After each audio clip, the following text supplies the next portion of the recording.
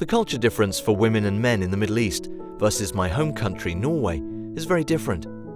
Saudi Arabia in particular is well known for its regulations and women's rights. During my trip to Bahrain, a country located less than a 45-minute drive from the Saudi border, I met up with entrepreneur and interior designer Sonia Ashur. Her life story and experience is too long for this introduction. Miss Ashur established her own company in Saudi in 2001 and has over the years consulted and designed embassies for the Saudi Arabian government worldwide and contributed to get the Saudi women licensed. The one thing that has obviously had a huge effect in Saudi Arabia, and the internet has obviously broadened your mind of that you cannot accept things anymore because you know what the truth is.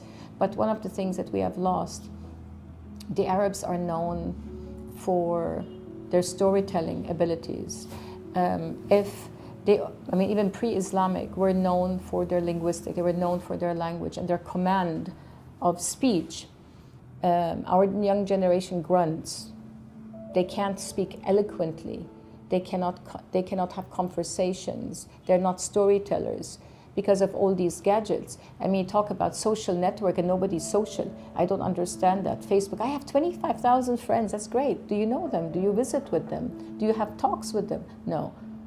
And in our profession, if it's fashion or architecture or graphics, if you have no historical reference, if you have no art education, how do you want to create? I always think about this, especially in fashion, and I look at these fashion magazines and see this poor commercial work now, and I think the person who designed that has absolutely no art education whatsoever.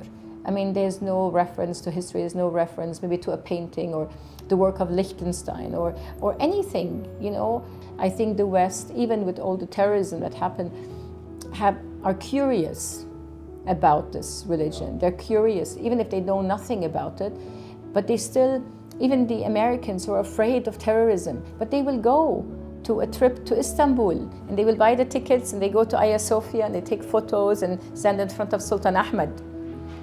Because that's not scary. That's knowledge, that's beauty, that's art, and it's a universal language.